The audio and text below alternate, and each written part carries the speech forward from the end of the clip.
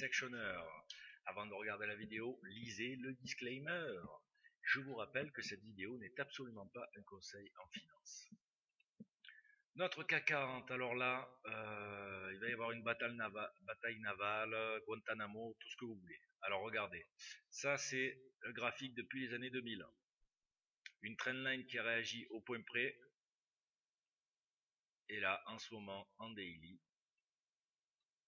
qu'est-ce qu'il se passe?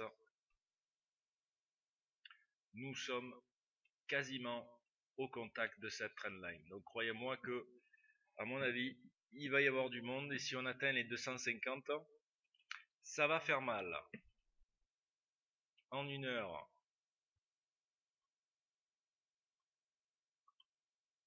notre canal éternel est toujours d'actualité. On a fait deux petites touchettes, une sur R1. On oscille à l'intérieur tout gentiment avec une moyenne mobile, toujours impeccablement haussière. En 5 minutes. Alors, l'ouverture du jour, elle s'est faite sur un petit canal descendant qui a été cassé à la hausse. Voilà, lors de l'opening ici. Puis rattrapé de suite par une bear bar qui fait bien peur. Et reparti encore une fois avec des mouvements erratiques à la hausse.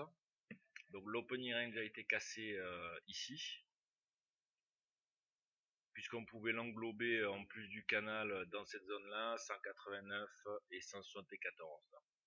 Ensuite on a atteint quasiment le major move sur la barre numéro 5, on a reformé un deuxième range et ça nous a fait en fait un beau stairs pattern comme l'a fait remarquer Nico.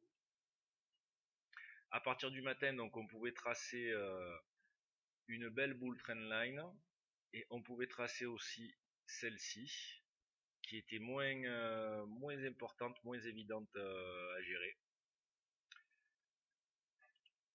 Alors, qu'est-ce qui s'est passé d'autre? Eh bien, lors du troisième swing, on a commencé à réintégrer le précédent range, c'est l'objectif d'un stairs pattern.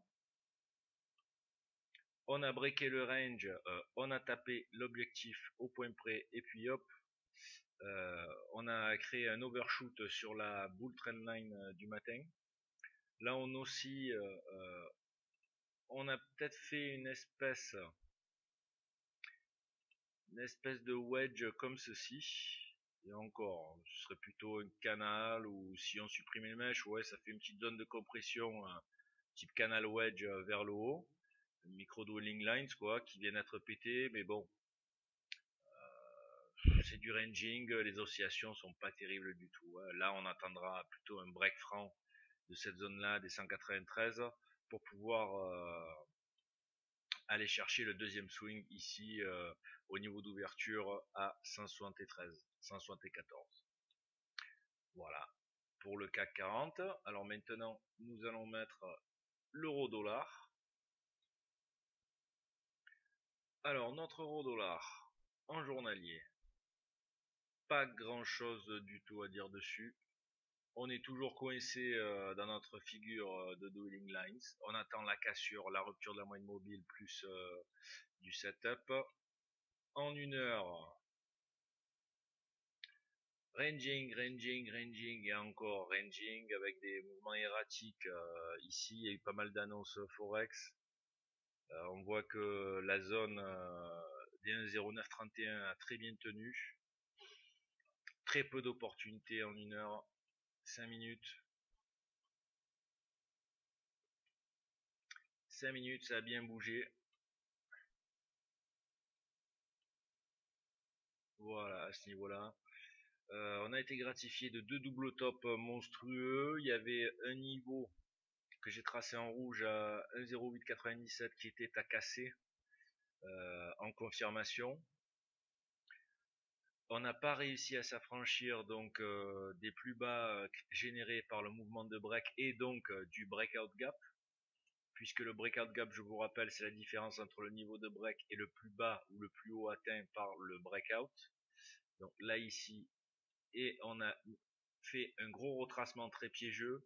Ça nous a permis de tracer une bear trend line Et là, on voit toujours que à ce niveau-là, on n'a pas réussi à s'affranchir du breakout gap et de cette zone-là.